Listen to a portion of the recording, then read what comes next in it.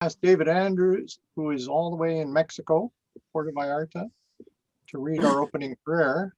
And could everyone please mute themselves before we start? Thank I you. hope you're still off coffee.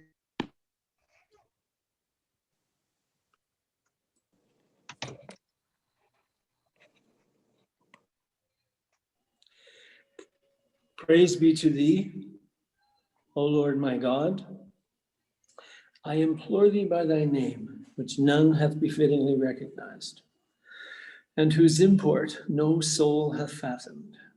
I beseech thee by him who is the fountainhead of thy revelation and the dawning place of thy signs, to make my heart to be a receptacle of thy love and of remembrance to thee. Knit it then to thy most great ocean, that from it may flow out the living waters of thy wisdom and the crystal streams of thy glorification and praise. The limbs of my body testify to thy unity, and the hair of my head declareth the power of thy sovereignty and might. I have stood at the door of thy gate with utter self-effacement and complete abnegation, and clung to the hem of thy bounty, and fixed mine eyes upon the horizon of thy gifts. Do thou destine for me, O my God, what becometh the greatness of thy majesty, and assist me by thy strengthening grace, so to teach thy cause, that the dead may speed out of their sepulchres, and rush forth towards thee, trusting wholly in thee, fixing their gaze upon the orient of thy cause, and the dawning place of thy revelation. Thou verily art the most powerful, the most high, the all-knowing, the all-wise. Baha'u'llah.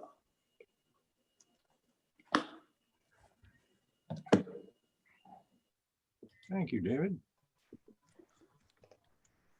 So before we jump into the actual content tonight, there are a couple of things I wanted to mention. I've, for the last 3 weeks, been engaged in the readings for the next part. And I had initially said that it would be 4 to 6 weeks after the end of the first part that we would launch into the second part. But I think I'm going to ask for your agreement to my taking a little longer to get the next section together. I'm thinking of sometime in April now instead of March. So it's just that the tasks that I've set myself requires a great deal of reading. It's been quite a while since I've immersed myself in the writings of Hinduism. So that's what I'm doing at the moment. In order to understand Sri Aurobindo, you have to have the background, and I'll be explaining quite a bit of that in order for you to understand Aurobindo. So if you're in agreement, I think I'll probably go a little easier on myself. I really pushed hard to have this done in the short time that I gave myself. So I think Linda would appreciate it if I was a little nicer to be around. So anyway, so that's just a heads up in case anybody wants to go out and sign up for things in January and February and March. Feel free, and I'll give you lots of notice, probably sometime during the fast, as to what we're doing from then on. Okay. Now, at the end of the last class, Linda asked me a question, wanting to know if, in fact, I could talk about what was meant by the jinn and the satans in one of the readings. And so I, in my own teacherly way, turned it back on her, and she roped David in. I don't know whether they've had a chance to do any research, but I'm a little curious to see what they might have come up with. So I'll turn it over to them for a short discussion about these two members of the imaginal realm.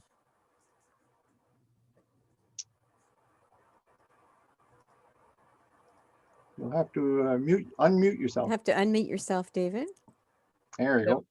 Well, okay. I did some immediate research on Wikipedia and discovered that jinn actually are quite elderly, ancient. They probably go back to mythical times in perhaps Mesopotamia. Although I wasn't able to track that down, I'm guessing that the word jinn may have originated in the Akkadian language, which is a or a proto Semitic or very early Semitic language. But I really couldn't find out anything that satisfied my question exactly. I understand that where they sit in the imaginal world with the Satans. What I realized was I probably didn't ask the right question. I think part of the question I was trying to ask is, I wonder why Muhammad included them in, as he did, at a level where they appear to have some kind of choice, free will, some kind of free will. And the other question I realized that I hadn't asked, was lurking behind that, is I have come across where Baha'u'llah says things about angels. Like, I think the passage begins something like, the true angels are the true Shia that stand beside the throne of God, or something along those lines. And I can't tell you where that's from right now. But I'm still wondering why jinn are included, like, as a creation of God that is somewhat like us, but not. And the other question I realized that I hadn't asked, that it was lurking behind there, is, does Baha'u'llah say anything about jinn anywhere? Or does he just kind of brush them off the map, so to speak? And I've never found anything, and I didn't find anything when I looked through my own indexes. So that's a very inadequate response, but it's what we came up with. David's effort that I believe Mark has seen was his own. Okay, I haven't had a chance to read that yet, David. I just saw it before the class. Yeah, I thought you wouldn't have seen it. I sent too late. That's all right. Anyway, Is I'm it still related to this? answers about jinn. I've often been interested in jinn and golems as well. No. I like golem stories, and there is a story that I read, a novel I read several years ago called the Golem and the Jinn. And it's quite an interesting story where a golem ends up in New York and a jinn ends up in New York, and they both got there because of a very nasty sorcerer, and they somehow link up and manage to dispose of the nasty sorcerer. So it was a good story. I just gave it a very, very, very brief synopsis, very condensed. Okay, I guess I'm not by any means an expert on this subject, but the jinn played a big role in the lives of the people of the desert, the Bedouin. So they were constantly afraid of being overtaken by jinn when they were traveling in the desert, particularly if they were on their own. But so it was part of the milieu, shall we say, of the people that Muhammad was addressing. So I suspect that's one of the reasons they're mentioned. I don't know that jinn were known very well in Iran. So I can't remember any instance in the writings where Baha'u'llah refers to them. Maybe Durham or Jack will be able to correct me on that, but yeah, I'd have to do a search for it, which I have to say I didn't do. I was just about to write everybody. One of the scholars has done a provisional translation of a tablet by Abdul Baha. You know, we've only got about 15 or 20% of our writings have been translated. We've got the most essential texts, but, and I have read part of that tablet. And I can't tell you who did the provisional translation, and I can't tell you how to access it now. But the essence of it was that Abdul Baha said that these things do not have an objective reality, that they're part of the human being. And so the question still is valid that Belinda asked, well, why in heavens did Muhammad include them in the Quran then, as if they were objective spirits?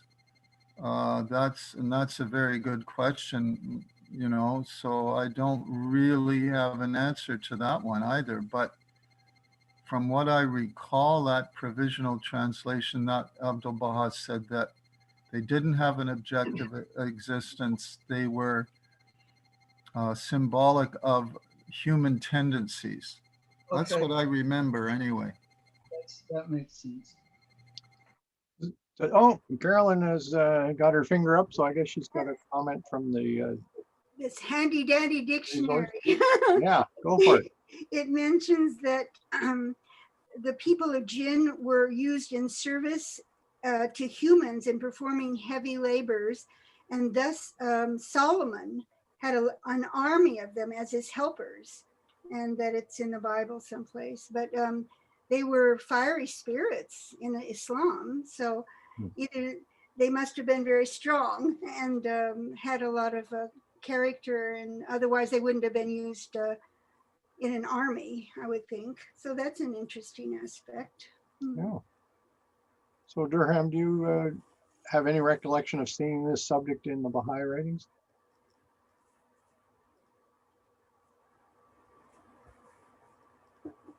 I know that the Bab has referred to jinn as the individual who's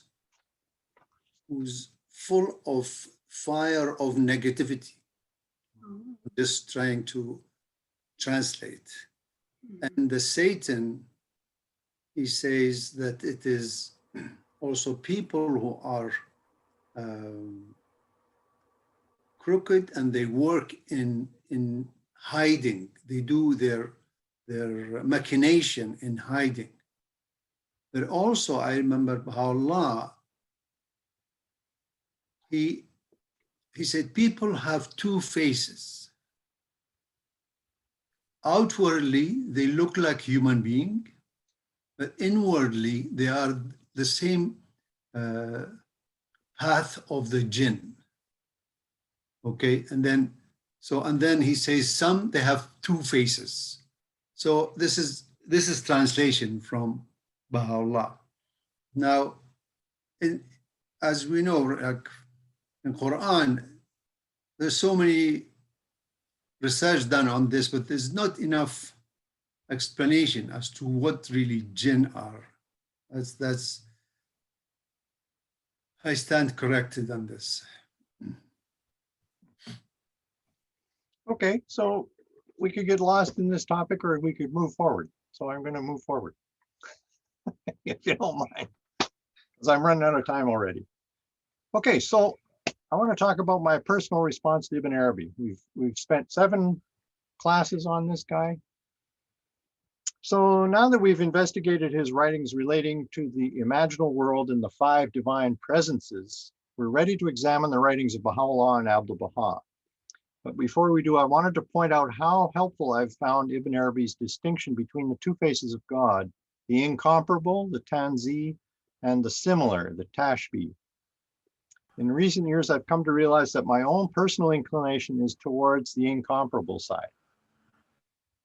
This became glaringly obvious to me when I gave 4 talks at Maury and Helen Myloff's home in Chelsea, Quebec in the spring of 2005. Maury came up with the title, The God Series, for it. The Myloffs had really chatted up the talks among their community to the point that their house was filled to overflowing on the first night with many non-Baha'is. I regret to say that the first talk was devoted to describing the essence of God, about which nothing can truly be said. This was in keeping with my attraction to the incomparable face of God. It was intentionally designed to unveil the utterly transcendent nature of God for a group who I believed had chafed under the limitations of the fatherly divinity most people in the West have grown up with.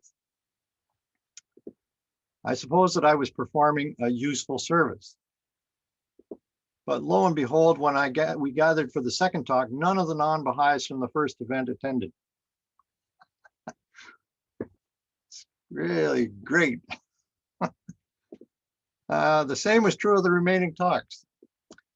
This was truly a shame, as the last three concentrated on the similar face of God available to everyone through the manifestations of God. So what did I learn from this? Two things. When speaking with non-Baha'is, always lead with the similar God found in the Baha'i writings. People are hungry to learn all they can about the personal face of God, the God with which they have a lifelong, ever-evolving relationship. And two, knowing that my own tendency is towards the incomparable, I need to consciously balance this with an increased familiarity with the similar face of God.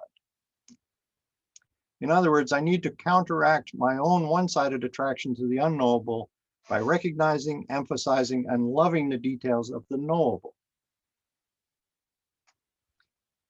Another way of making this point is to consider the language you use to describe religious issues. Is it abstract or concrete? This linguistic distinction was brought to my attention by William Chittick through his discussion of the dilemmas faced by translators of Ibn Arabi. He believes that all translators of Islamic religious texts run into an obstacle that few have paid much attention to. The obstacle is, and I quote, the prevalence of abstraction in the English language and in our concepts of what amounts to elegant prose, and the fact that abstraction pushes the understanding in the direction of tanzih. So that's where I probably picked it up. I've been reading this stuff for decades. Okay, so number one, I'm going to ask, let me see. Oh, okay, how about Durham? I'm just going to go alphabetically through my list. I better put it up though. Let me do that. Oh, here they are. Are you able to see it? Yes, Okay, good. reading number one. Part of the problem in English is the diverse sources of the language and the fact that the learned language extracted largely from Latin and Greek employs words that are now understood as abstractions, even if the original terms were concrete. In contrast, the Arabic of the Quran, which Ibn Arabi is constantly uncovering, always has a concrete side to it. And this is true of Arabic in general, with the multifacetedness of its root system. William Chittick. It's interesting. So for this reason, he praises A.J. Arbery's translation of the Quran from the 50s, because it preserves to a large degree the concreteness and ambiguity of the original text. His translation bucks the trend in the current trend in Islamic intellectuality, which strives to be congruent with scientific thinking. Understanding the Quran exclusively in rational terms is exactly the type of distortion that Ibn Arabi was most concerned to criticize. Those who prefer abstracting translations refuse to see that these same Quranic words have a different meaning if read in terms of tashbih, as images and symbols that are meant not only to express, but actually to embody God's similarity and immanence. Margaret, I'm wondering about number 2. There you go. An old joke among Orientalists tells us that every Arabic word has 4 meanings. It means what it means, then it means the opposite of what it means, then it has something to do with sex, and finally it designates something to do with a camel. Part of the truth of the witticism is the way it indicates how Arabic is grounded in everyday human experience. The rational mind tends to push the meaning of a word away from experience to what it means, but the imaginal mind finds the self-disclosure of the real in the sex and the camel. The concreteness of sex or the camel is always there, waiting to be brought to light for those who have drifted off into abstraction. And it is in the world's concrete realities that God is found. not its abstractions, from William Chittick. Thank you. I really like that quote. I think it's critical that we understand it. Can I ask a question, Mark? Yes. Does Arabic, when in the written style, just include consonants so that you interpose the vowels? And is that what makes it both abstract and concrete, or have different meanings? Or is that not at all? The vowels are, if they're short vowels, they are not written unless the text has been gone through by an editor who puts in the signs for the 3 different vowels. Okay. The long vowels are visible in the actual writing of the text. But I don't think that's how we get to That's not the abstraction. No, okay. But we have an Arabic speaker here, so maybe we should ask Durham to say more about this.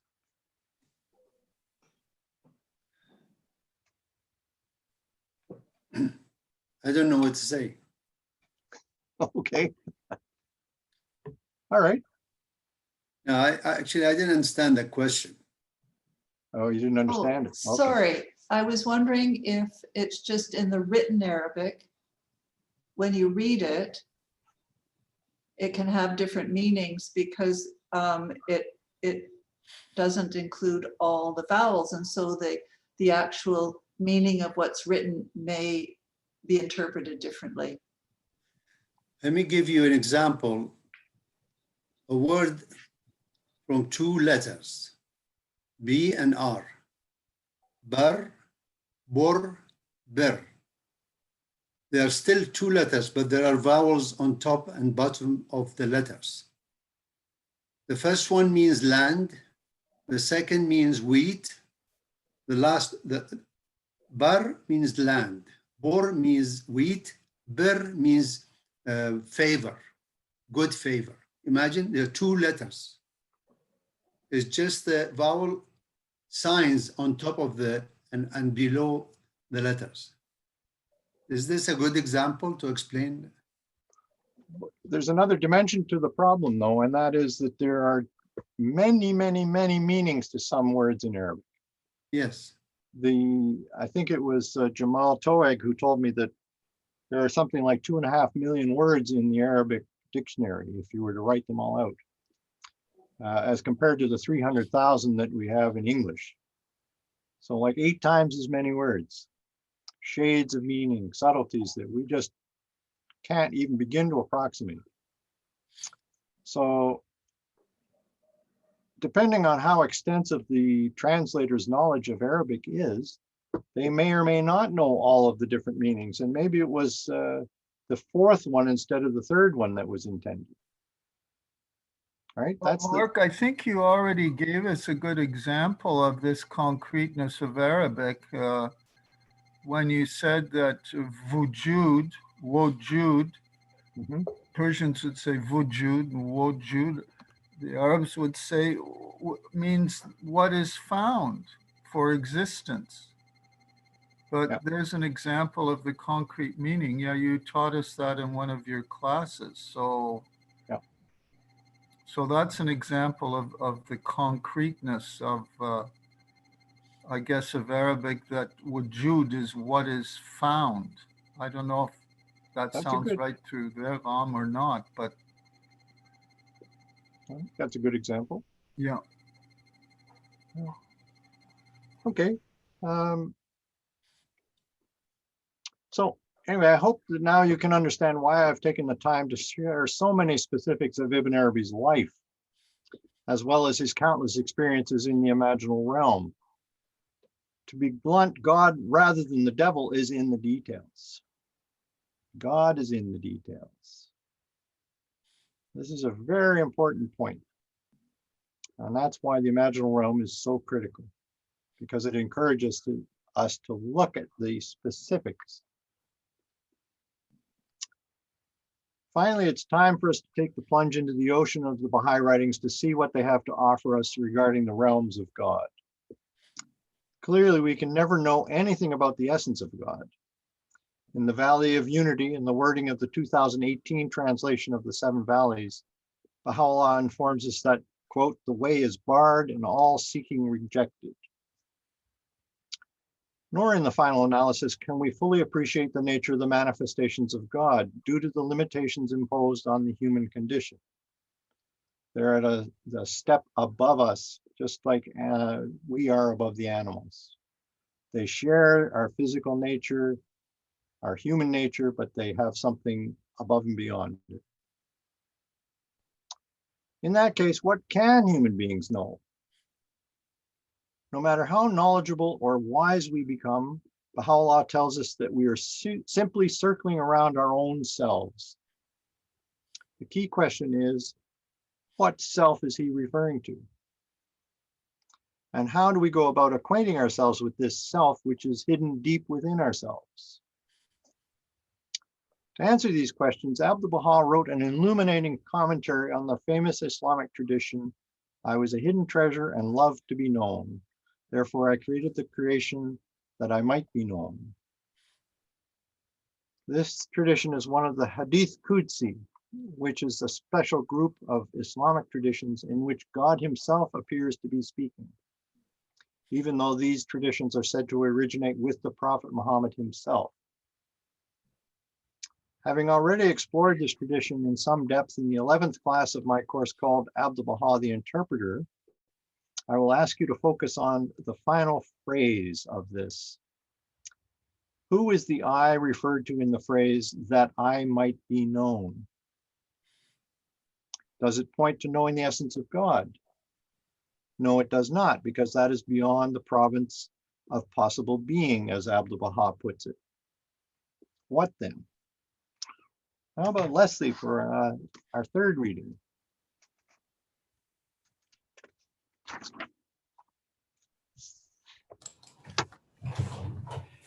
Rather, it is the knowledge of the traces and effulgences of the most holy and forbidden mystery. For however much detached minds and pure souls seek to penetrate the worlds of inner knowledge, their understanding will never penetrate more than the station, which is a sign pointing toward the monarch of primal oneness, which he has placed as a trust within the reality of a human being. Okay.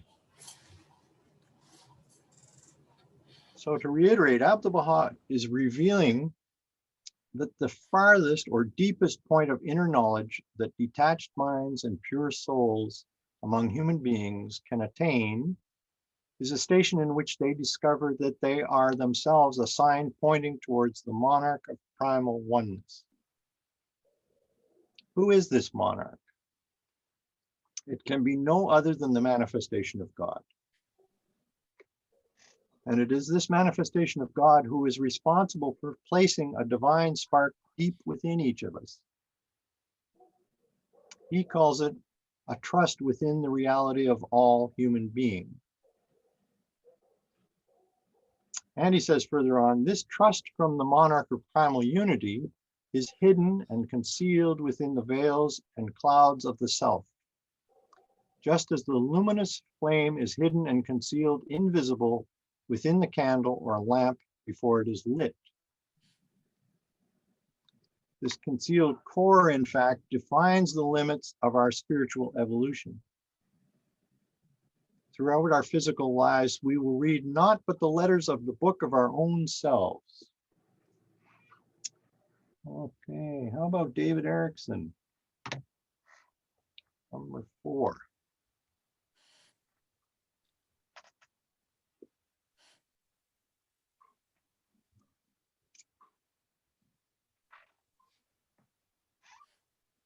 Okay, thus it is that he, Muhammad, has said, read your own book. Yourself is sufficient to give an account against you today. For example, consider a circle. However much a compass moves, it can only move around the point, which is the center of the circle. This illumined verse in the reality of angelic souls has the same role as that point, for all of the senses and understanding of human beings revolve around that divine verse. Abdu'l-Baha commentary. Now, Okay. see, I'm sorry, Linda. So because it is hidden beneath the horizon of the reality of human beings, Abdu'l-Baha tells us that no one is aware of the divine states which are hidden beneath the reality of human beings. Until, that is, one of the rising places of oneness and the dawning places of the divine morn, and he's referring to the manifestations of God here, enlightens us as to this hidden dimension of ourselves. These dawning places are the prophets and the holy ones of the Absolute. In other words, it is the manifestations of God who place the trust of God within human beings, and it is the manifestations and their divinely appointed interpreters who educate us as to its presence. Baha'u'llah makes exactly the same point about the trust of God hidden within each of us in this passage from Gleanings, which is number 5. Well, Belinda, would you like to read this one?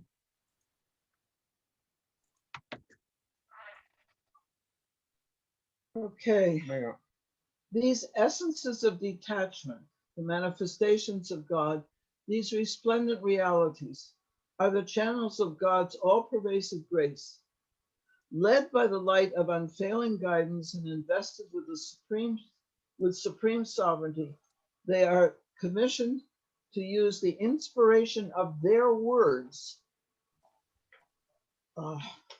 Just a sec. The infusions of their infallible grace. Okay. The effusions of their infallible grace and the sanctifying breeze of their revelation, for the cleansing of every longing heart and receptive spirit, from the dross and dust of earthly cares and limitations. Then and only then will the trust of God latent in the reality of man emerge as resplendent as the rising orb of divine revelation from behind the veil of concealment, and implant the ensign of its revealed glory upon the summits of men's hearts. Okay. If you like, we're really getting to the heart of the Baha'i faith in this passage, I think. What it means to each individual believer. The manifestation of God has placed that trust of God within you, and it's up to you and the grace of God to uncover it and eventually then be led by it, to follow its guidance, to allow it to take over your life. Once the secret trust emerges from its veil of concealment, the spiritual world opens its horizons to us. Okay, number 6. Let me see who we got here. Alan Fuller, how about you? Alan's having trouble with his mic, but do you want to try it, Alan, or are you sure it doesn't work? Testing? Testing. I We can hear hear you. you. Oh, We hear good. you. Okay. It's back again. Thank you. Number 6. Yes, please. And the wayfarer, when he attains this most mighty and most lofty station, becomes the place of manifestation of the hidden divine secrets and the dawning place of the concealed heavenly light. At each instant he enters a wondrous paradise, and at every second he is fortified with a new blessing. He observes within his joyful breast the hidden guarded tablet within which is concealed the secrets of what has been and what will be. His illumined heart shall become a mirror, a pure mirror, reflecting the images of all the worlds. All the veils of the worlds of plurality and oppression he will burn away with one flame from the fire of the love of God.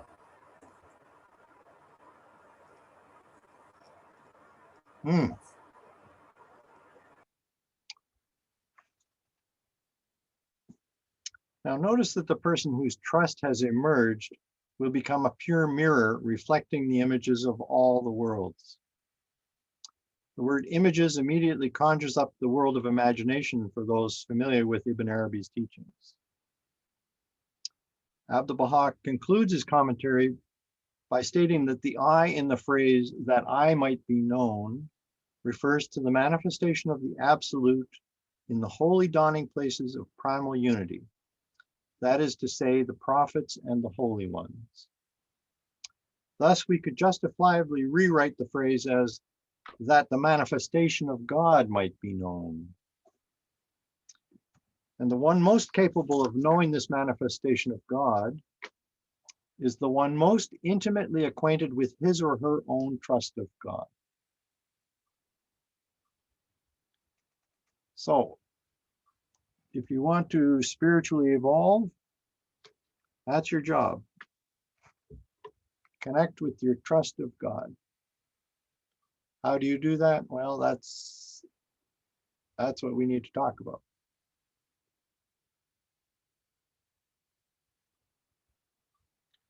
Okay, so are there any questions at this point? It's a natural breaking point.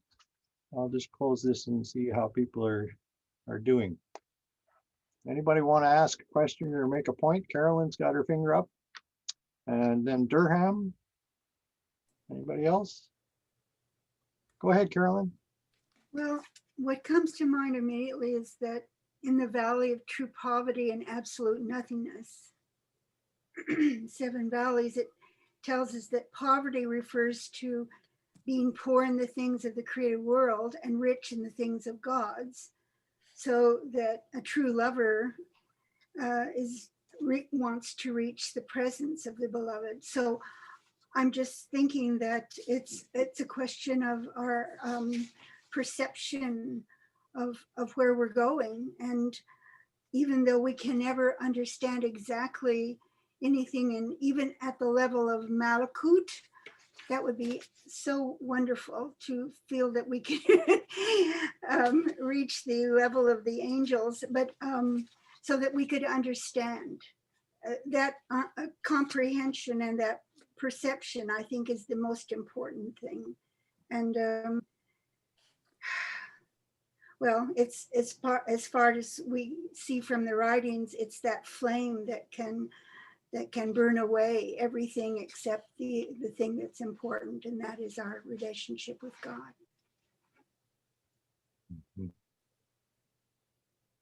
Yeah, nicely put.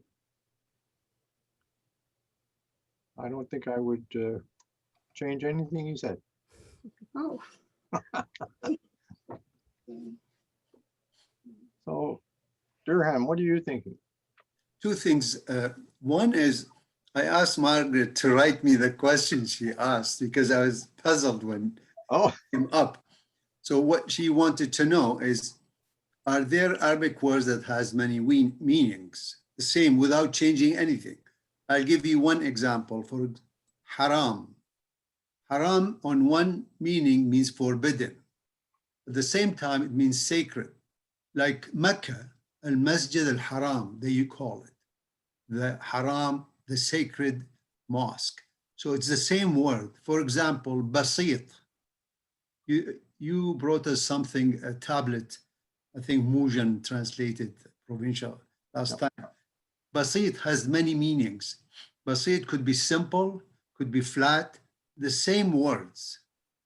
That's one thing I wanted to mention. The other thing is last week, you showed us very interesting table about the levels of, Hahut and Lahut and so on. So right. How Ibn Arabi refers to them.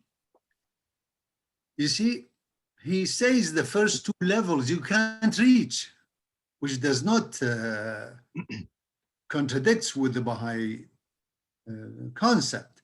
But then he twisted a little bit and he says the first and second level, because some of the Sufi, they say they have received a tajalli, an effulgence, or disclosure, self-disclosure, something like, so he's agreeing that, yeah, that's possible. Those first 2 levels, which deal with creation, but at the same time, he says that the first on top, second, third, forget it, And that's very interesting table. Thank you very much for it.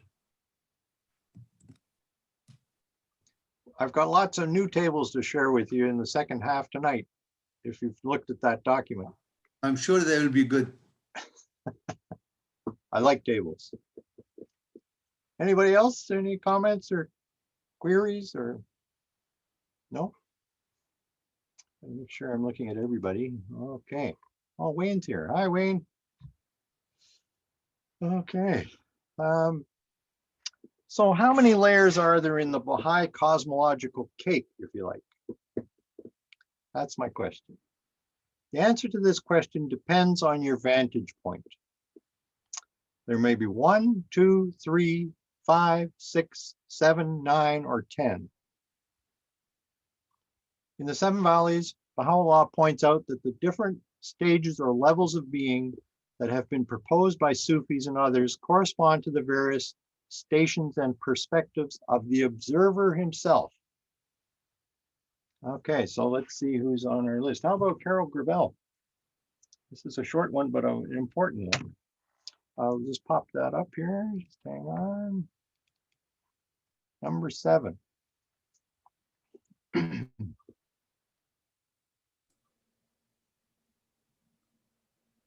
Are you here, Carol? Oh, maybe Oh, not. I wonder if her connection's gone. She was here. Yeah. Too bad. Okay, well, how about Lori? Number 7, Yes, please. all the variations which the wayfarer in the stages of his journey beholdeth in the realms of being proceed from his own vision. Baha'u'llah, the call of the divine beloved.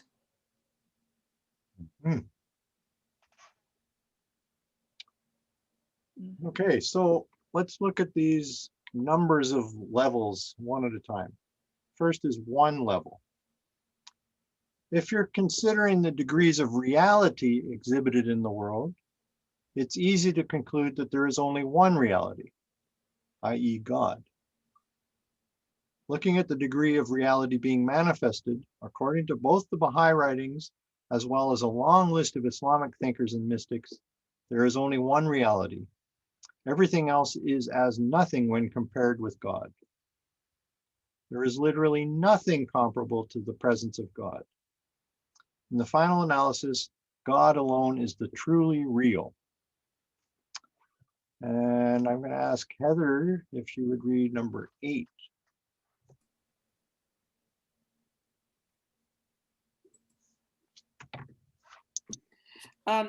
God witnesseth that there is no God but him, the gracious, the best beloved, from the Gleanings. So this is the doctrine of the oneness of God, which Baha'i readily agrees with, bases itself on. Okay, so why don't you actually read the next 2, because they're all linked together. My tongue and my heart and my inner and my outer being testify that there is no God but him, and all others have been created by his behest and been fashioned through the operation of his will. There is none other God but him, the creator.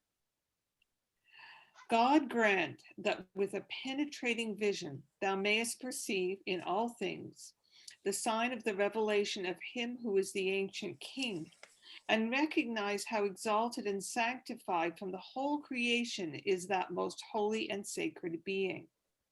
This, in truth, is the very root and essence of belief in the unity and singleness of God. God was alone. There was none else beside him. He now is what he hath ever been. There is none other God but him, the one, the incomparable, the almighty, the most exalted, the most great. From the Gleanings. So this is the perspective that I kind of imbibed from early childhood, and which led me to concentrate on the incomparable face of God. As you can see, there's lots of justification for that. It's a good way to see things, but not exclusively. That was my mistake. So, okay. In the last analysis in Ibn Arabi's view, there is but a single presence known as the divine presence, which comprehends everything that exists. He goes on to define the divine presence as the essence, the names and attributes of God, and the acts of Allah. So 3 levels. Okay, number 11 this time. Maybe Ingrid, are you back? You were away for a minute. But... Yeah, I'm here. Great. Thank you. The divine presence is that location where Allah is to be found, or where we can affirm that which we find is He.